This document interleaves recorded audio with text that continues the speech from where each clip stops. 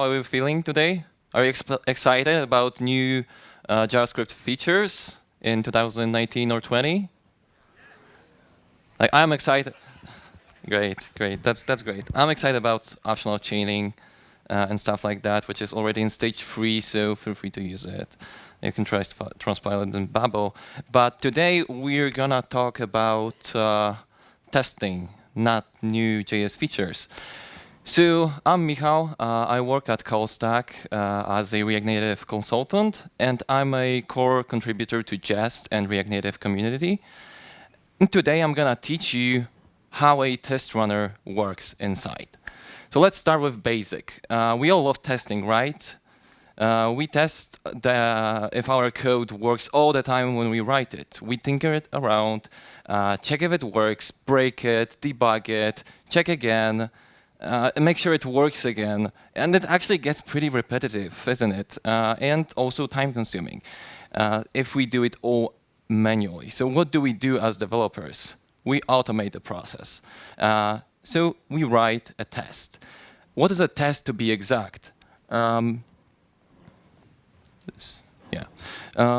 It's a process that allows us to verify that our creation works according to a given specification in an automated way. And in programming, especially in JavaScript, a test is a code that runs other code and asserts on the output. So tests should give us confidence to push our code to production on Friday afternoon, but any other day will do just fine. So don't do it on Friday. A simple test in Node.js would look like this. We import the tested function. So we call it with some arguments. We import the function, we call it with arguments, assert on the output. If it passes, program returns 0, it succeeds. If not, program fails. It's simple. So we have a simple test. Now let's build a simple test runner. What do we need? We need a test function that describes our tested code. And we need an assertion library so we can validate our assumptions. And a run function to collect our tests, execute them, and return the output. Our test function takes a title string and a test case function as arguments and store them in some data structure like set. We'll use assert library built into Node.js language. And now it's time to build a run function. This is a bit more complicated than previous code, but it's not really. This code, all it does, it iterates over the available test cases, tries to run them, stores the failures somewhere, outputs error messages, and reports how many tests passed and failed. And the last missing piece is actual test. So we import the test function, export it from the runner, and run our assertions inside this test function. Because our runner is a single file, which we import from, we'll need to hack the JS event loop a bit and run this run function using process next stick or something like that. And finally, it's time to run. We type node capitalize.test.js, which is the name of our file, and it fails, shows us the message, and it's pretty fast. It's fast because it's simple, but it doesn't really do much, isn't it? It's only capable of running one file in a very specific way. So test runner is simple test runner is fast and nice, but what if I need thousands of tests to run that are written in different languages across different tech stacks, and I need to fake some network databases? Did I mention I target web somewhere? And it would be nice if it also ran on some file changes, having some kind of watch mode or something. And these requirements get complicated pretty fast. And this is the reality we live in. It's not simple. It's not always simple. So let's think about what a modern, let's say complicated test runner or sophisticated test runner does and what we expect from it to be happy users of it every day. So I want this test runner to be fast, stable, with zero config, but configurable, focus on the developer experience, flexible, safe, smart, with mocks and spying included, and I want it all, and I want it now. And there's a library that makes it possible, or at least tries, and it's called Jest. So how many of you knows Jest? Yeah, I love it. So Jest is a modern, flexible, and fast test runner with batteries included. It's trusted and loved by many developers. Hope you're among them. And we're so happy that it shows in popular surveys, like State of JS, where 96% of users declared willingness to use it again. It's steadily growing and is almost as widely adopted as React, with 4.7 million downloads a week on NPM. And among various things, the most liked aspects of Jest are documentation, being well-established, programming style, easy to learn, fast, fully featured, lightweight, not really. Jest is like 20 megabytes big, probably bigger than that. But people seem to like it for multiple reasons. However, there are also things that users don't love, like Jest being clumsy. That's probably because of the name. Bloated, complex, buggy, slow, and with bad documentation. The good news is that complaints are around 2% of the otherwise happy users, but some of the issues are actually valid, especially in some environments, and we're trying to mitigate them and somehow address them. Let's see Jest in action, just in case somebody of you didn't see it. We're running the test for the first time. We call it a cold cache run. Jest doesn't know anything about the project yet, so you can notice that it tries to collect some information at the startup. Since we're in and it takes a while, since we're in a Babel project, well, it's Jest itself being tested, we need to transpile some custom JS syntax to the one that Node.js understands. We can also notice that there are 7 tests reported running at the same time. We also see passed and failed tests being reported straight away, and it takes a while. And we have a summary. With failing tests, with time, it takes 35 seconds. OK. Now let's run it once again. You can see that collecting data takes way less now. That's because Watchman is saving us some file system operations. If you look closely, the order of the execution differs. Failed tests run first, then from the slowest to the faster ones. You can actually observe this.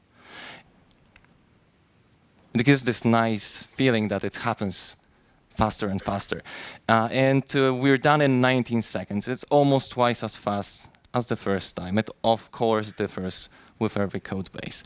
Now let's try to fix a failing test, a common example from our daily lives, I hope. The tested file is the one that gets marked as changed. And let's run Jest with a special only changed or -o flag.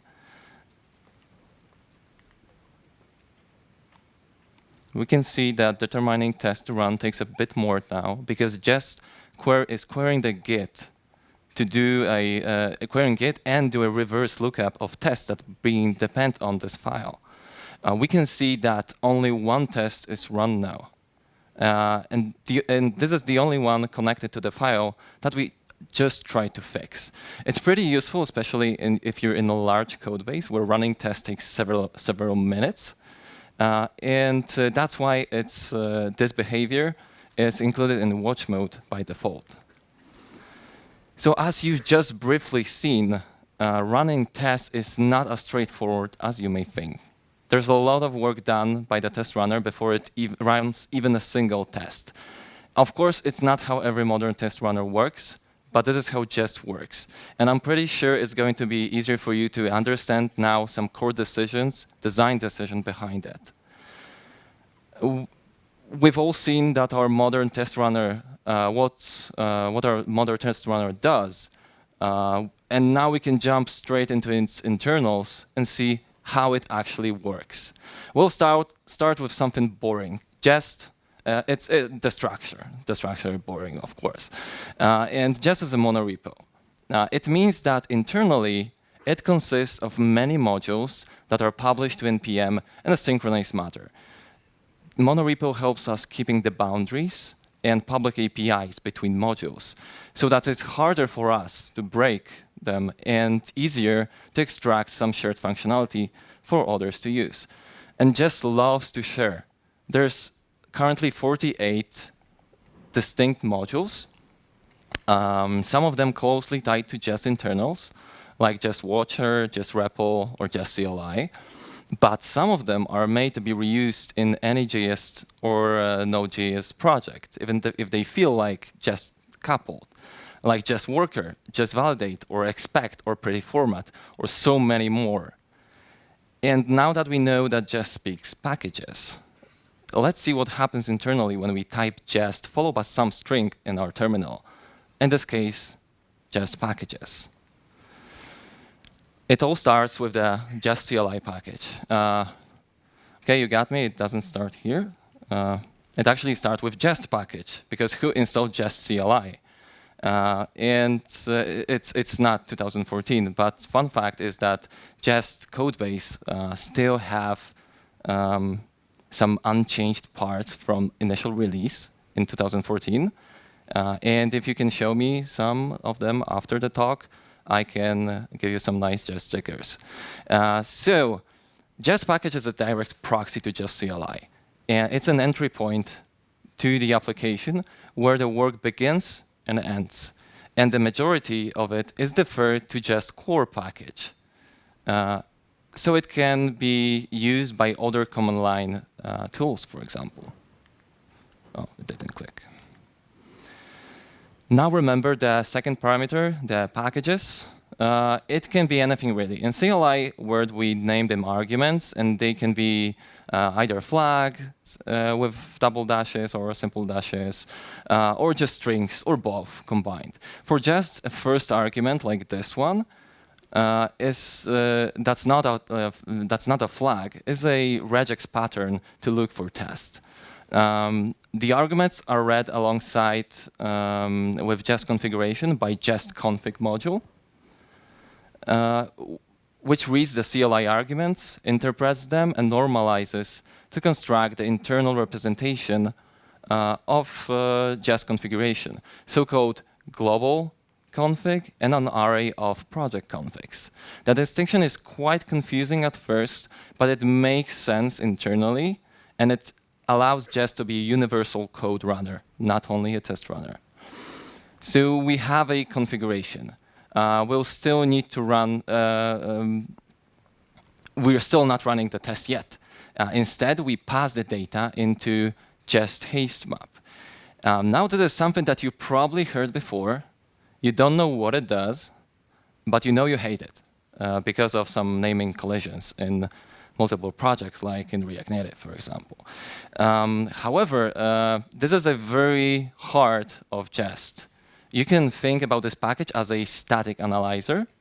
It creates an internal representation of your project's files, extract their dependencies, and store them inside a HasteFS and module map data structures. Module map is currently a JS map, but it could be replaced by anything really like SQL database for larger code bases. So how it works? First, it tries to read the already cached map from the cache. If it's there, we're done. But if it's not, we crawl the file system of our project. To speed things up, we use Watchman, a smarter file system watcher, or when available, and fall back to Node Watcher. When the metadata is extracted, we use this, we construct the module map out of it and serialize into the file in your file system. We're still not out of the haste map yet. It's pretty big. It would be super slow to actually crawl the file system on a single thread, isn't it? Enter Jest Worker. And Jest Worker is a generic purpose module that abstracts away child process and worker thread modules into a nice promise-based API. Here, Jest Worker calls a list of files and processes them in parallel.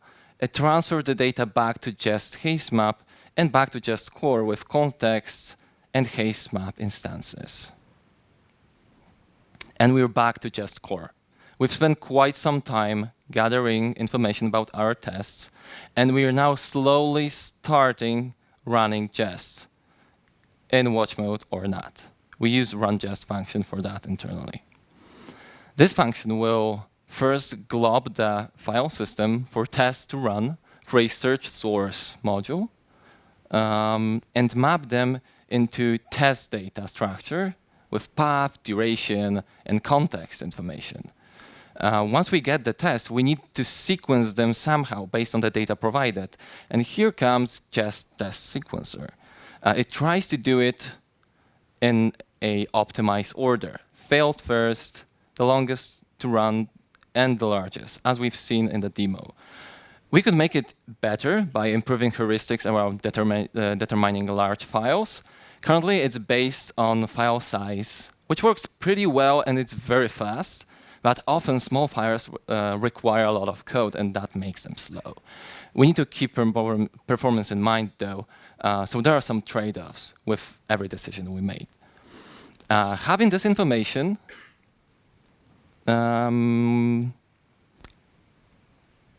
we can start scheduling our tests and determining whether they are run serially with or with a run and bound flag, or in parallel. And we use test scheduler module for that. This is a place where we hook up reporters also, exported by Jest reporter package, which subscribes to the status of the currently run tests. And aside from default reporters, you can also provide your custom ones.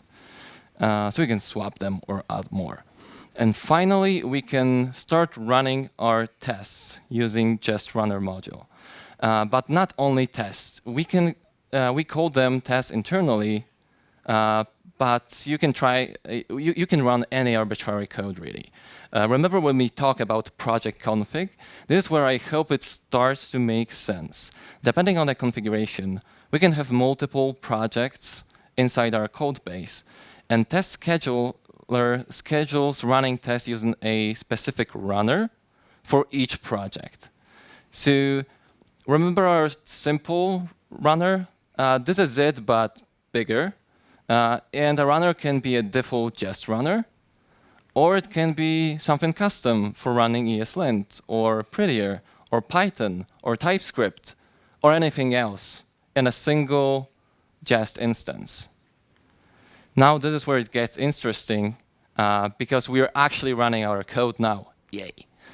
Jest runner exposes a single public method called runJest, and depending on the options passed, it simply runs the run test function, or schedules running it in parallel using Jest Worker.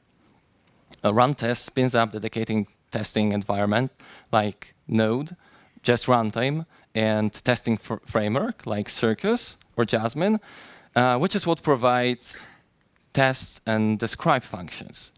Jest environment is a dependency of a testing framework and allows it to run tests in isolation, or in a sandbox, as we call it, and inject some globals from Jest into our testing function using Node.js VM module.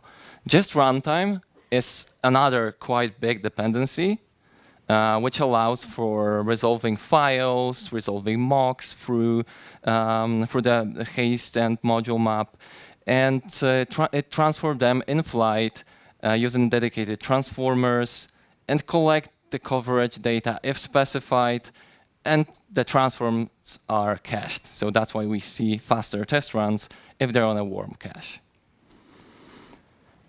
Once the test run is done, the control is transferred back to run Jest, which returns to the Jest CLI and terminates. But that's not it. If we're in the watch mode, Jest applies watch plugins, updates configuration based on the user input, and it's all done through Jest Watcher mode. It runs run Jest again, and after each run, the results are processed and shown to the users. It all happens until the user decides to press Q to terminate the process. And this is it. This is the core Jest architecture in a single slide, simplified. Separating Jest into loosely coupled modules helps it being flexible and adapting to changes easily. In open source, it also has this great advantage of lower contribution bar, because we don't need to understand the whole system, but only a subset of it. Modular approach may not be suitable for your app, especially if it's small. However, it's something worth keeping in mind. And this modular approach is nice and works well for us, and it makes it easier for us to identify the weak points in the overall design. And there's always some room for improvement. So let's see what we can improve in Jest and what you hate, for example. Jest could be faster. It's actually pretty slow in some edge cases and some environments like Windows, where file system access is very expensive. Among other things, we can create better heuristics. Remember the sequencer and determining the large file. Smarter resolver. We can make coverage faster with V8 coverage that turned out recently. And we're actually working on integrating V8 coverage, so it's way faster. Jest currently has over 50 configuration options, many of which overlap or intentionally override other options. This is not great. We're working on making it easier for you, following the fish shell design manifesto. Please make sure to read it after the conference. It's really good. Globals are the worst, and it shows when they're injected from Jest context into a test context of your code through the Jest environment.